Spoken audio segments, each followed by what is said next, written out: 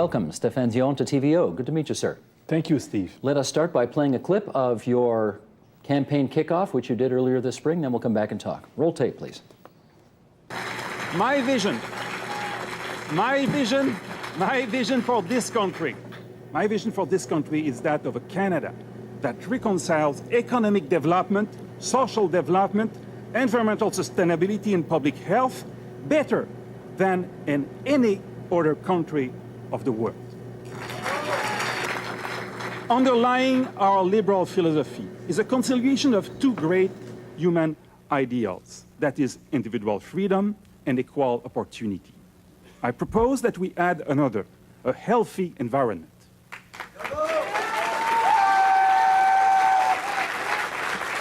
That vision, I would suggest, has surprised a lot of people in as much as it has seemed to gain quite a bit of traction for you over the course of the campaign. So let's hear more about this. How would you propose reconciling economic growth with environmental sustainability? One of the key issues is energy. Energy is the bridge between the two. We need to have energy efficiency in this country because the time of free or cheap energy is passé. And Canada had a lot of advantages because energy was less costly in Canada than elsewhere. Since it's less likely to be the case, all of a sudden, energy will be a problem for us because we have a cold climate and large distance. But that's a provincial responsibility. So how do you, as a federal leader, intend to have an impact on that? Yes, first, we need to have a carbon market in Canada. And this is something that only the federal government may create. And it would be working today if we would have been re-elected. That means that the industry would have their emissions of CO2 cap. They would have to decrease it by, the plan was 11% before 2012. And they would have the capacity to trade for the ones that are able to go deeper in the cuts, more than 11% of cuts, and to make money with it. And this is a key point. Another aspect that I want to have is environmental tax reform. So if you have to retrofit your home, let's say, I will give you a green mortgage to help you to do so if you do the right choices. And you prefer that choice to, for example, 1-point cut in the GST, which this is old-fashioned economics than to give a cut in the GST because you don't change the behaviors of the population at a time where we know that our economic development is not sustainable. We need to make it sustainable, and one way is to involve the population in your daily life, in the micro decisions you are making every day, and it's what I would do. You've called environmental sustainability and mixing that marriage with economic growth the most important challenge of the century. And I have to ask you, is that more important than, for example, healthcare or national unity, keeping the country together? You put that ahead of those things? Well, it will help tremendously our health. I just released 2 weeks ago environment and health plan to put out of the market the products, chemicals and other products that are dangerous for our health and for the environment. If we do so at a time when 1 Canadian out of 3 has cancer now, it will help a lot of healthcare system to not be as crowded as it is today. This is a much powerful way to help the healthcare system in keeping Canadians healthy, in protecting their life with the water, the air, the environment in which they are. Kyoto, if you win... And if I may add about unity, if you want to put Canadians together, give them a great challenge, a great ambition that you are able to express in English and en français, and then you will see how much Quebecers will work with other Canadians. You know, I wasn't going to ask this, but a few people have asked me to ask you, so I'm going to now, since you've raised the issue of en anglais et en français. They always ask the English-speaking candidates, is your French good enough to be Prime Minister? So I think it's only fair to ask you, is your English good enough for you to be Prime Minister? Yes, I think so. I think I'm able to win a debate in English against Stephen Harper and in French against Mr. Duceppe, and my English will improve. It's something that I'm trying to improve always. I understand the language without any difficulty, and I will not dispute that among the 8 candidates, it's me who has the stronger French accent. Yes, okay, fair enough.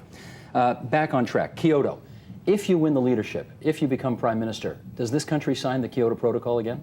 Yes, we signed it, and Mr. Harper should not renegade our But do we do it? It becomes operating policy again? If I'm Prime Minister beginning 2007, I'm able, through my climate change and energy plan, to make our target true for 2012. And if I'm Prime Minister only in 2008, it will not be possible to be on time for 2012. But remember that Kyoto will continue after 2012. And I will make sure that Canada will catch up for the second phase of Kyoto. Well, okay, this speaks to your record as Environment Minister, which you were in the Paul Martin government, and let's take a little bit of a look at this. You hosted the UN Conference on Climate Change in Montreal last December. You mentioned when you launched your campaign that this conference, in your view, was a great achievement. Some have not shared your enthusiasm for this, and I'll just ask you to look at the monitor here in the studio.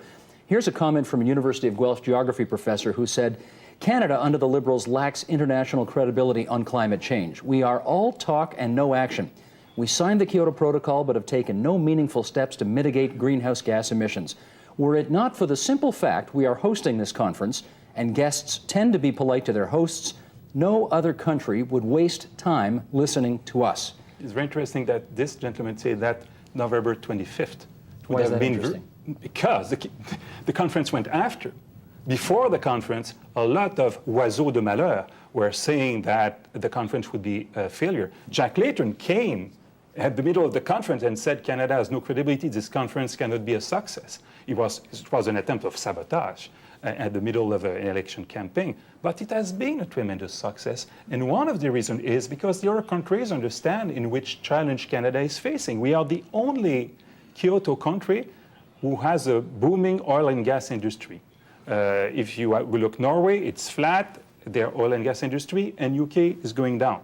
And despite of it, instead of giving up, Canada is willing to succeed, and we had the plan to succeed, the climate change plan of April 2005, and instead to implement it, Mr. Harper killed it and made greenhouse gas emissions with it. Okay, but I got to go back to your record, because you say, well, things improved while you were there. According to Environment Canada, overall emissions of greenhouse gases have steadily increased from 1990.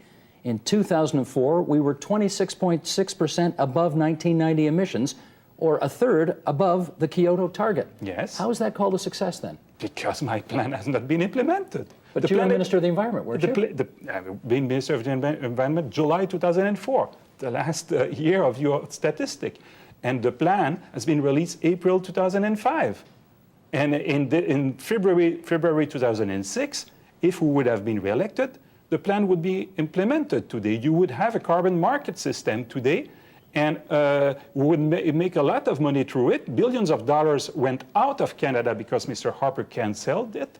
He said that he will come with a plan in the coming weeks. I hope so, but we waste a year with it. All right, but you saw the report that came out not too long ago that said that George Bush's United States of America actually had a better record on climate change than we did here in Canada. It's understandable.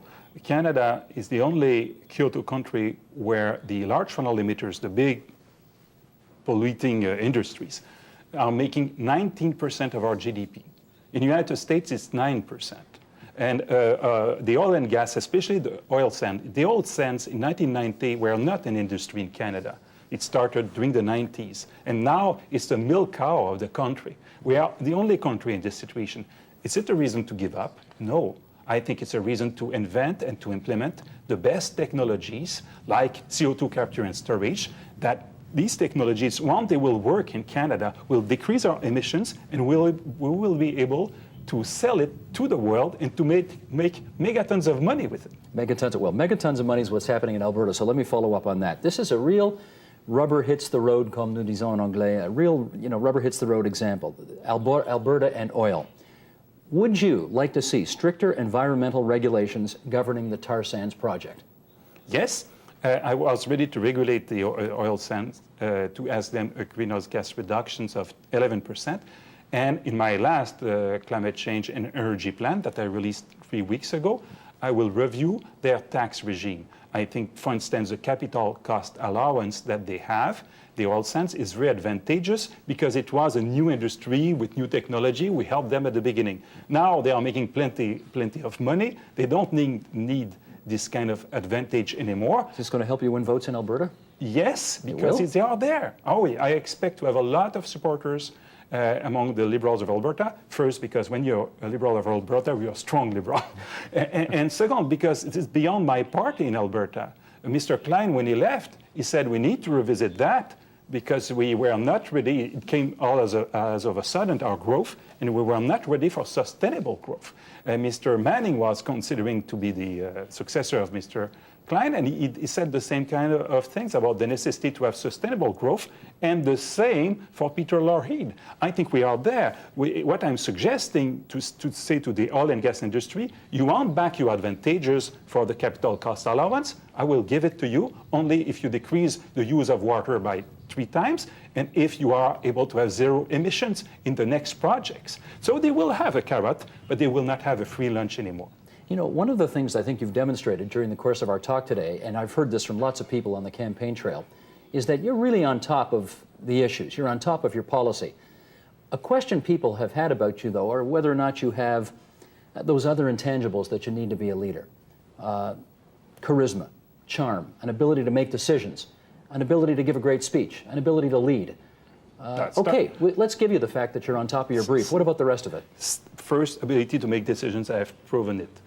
I have more experience as minister, federal minister myself than the now 7 other candidates together. So my capacity to make tough decisions and to not necessarily have the good headline the day after, but to make tough decisions necessary for Canadians, I have shown it.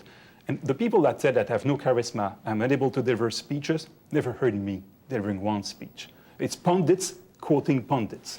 Please come to see me, like this at the lunch today when I was speaking to a group of business person, a francophone business person of Toronto. I think I have been able to make them very, very involved in the project that I have. And if my race today has a momentum everywhere, not only in Alberta or in Quebec, but everywhere, it's because I have certainly the clearest vision of all the candidates, as you say, the more precise action plan, and I have the capacity to deliver it with passion, both in English and en français. Okay, you mentioned Quebec, and let's go there next. You came into politics in this country after the '95 Quebec referendum and have not always been so popular in your home province. In fact, you'll remember well, there was a cartoonist in La Presse that used to draw you looking like a rat. However, in the last election, you achieved, I'd say, a lot of positive notices for the way that you managed to bridge the gap between Chrétien and Martin. And not only that, well, the Liberal Party has collapsed pretty much in the province of Quebec. So some people may be legitimately asking, this guy's a Quebec politician, why is he the guy to bring us back in the province of Quebec? I'm very confident that what I want to do for Canada will convince Quebecers to be strong Canadians and to work hand to hand with other Canadians. Each time we Quebecers have been clearly involved in this country, it was through a vision, a dream, a goal that we want to achieve with other Canadians. And I don't want to look too partisan, but most of the time it was a liberal vision. And it's what I want to offer. And I don't know which more compelling, ambitious, generous vision one may find for Canadians than to be a country that will help to solve the issue of the 21st century, the reconciliation between humankind and the planet. Though, when you will do your door-to-door, you will not say, vote for me, I want to save the planet. But you will be able to say that if you want to retrofit your home or buy a new car, I will help you through a tax credit, and in doing so, I will help you for your wallet, and then you will help your wallet and the planet at the same time. I think it will be quite powerful if you compare it with the narrow idea Mr. Harper has about Canada. It may be a good message, but some people will ask whether or not it's a message they want to hear from a Francophone politician right now. We have just had, before Mr. Harper, 2 politicians from Quebec who were Prime Minister for 15 years. And Canadians, rightly or wrongly, may decide it's time to give another province a chance. What do you say to that? Others have said, since Mr. Martin was an Anglophone, it's a turn for Francophone. So, okay, it's me, it's done. No, I would say we have a very complex country, a great country. I love this country, but it's a complex one. It's more difficult to govern Canada than, let's say, Iceland, for instance. It's much more complex. So choose the best person. Don't dismiss anyone because of his or her province or language, as long as we are bilingual, able to speak to both language communities of the country, choose the best person. And if I'm running, it's because I know I have the best experience, and I don't have to apologize about my experience, about my past. Nothing to have to explain about my writings. I have the experience of the party. It's a complex party, if I may say so. It's a great party, but a complex one. I have been loyal to my party and to my leaders, never tried to organize in their back. I started my campaign April 2006 with a network. Now it's a movement, and I have the best vision, the best action plan for Canada. Michael Ignatieff says it's time to reopen the constitutional talks to enshrine Quebec's status as a nation within Canada. What do you say to that? The first thing I want to say, I'm not ready to surrender to the separatists the basic argument they want us to accept. That is, that the burden of the proof is our own shoulders, us who believe in Canada. It's for them to show why we Quebecers would be happier if you Ontarians or British Columbians were not our fellow citizens, if you were foreigners to us. They need to explain that. And they never provided one explanation. What they used to say, usually, what they will say is, hey, show me your constitutional change. You don't have any? Great, Canada does not deserve to exist. I don't accept that.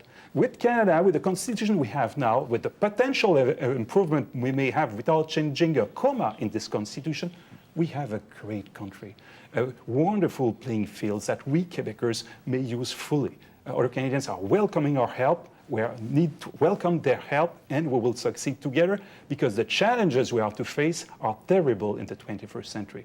Now, if you want to improve the Constitution, explain to me exactly which changes you want to do and why. But to say we need a change because there is a separatist threat, we aren't sure what kind of change we want, what we think is the way to cure the separatist threat, this is a big mistake. You are surrendering a basic argument to the separatists.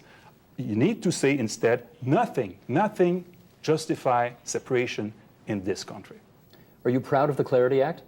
Pretty proud, because I know that the way Mr. Parizeau wanted to do separation would not have resulted in separation. It would have resulted in a big mess and maybe chaos.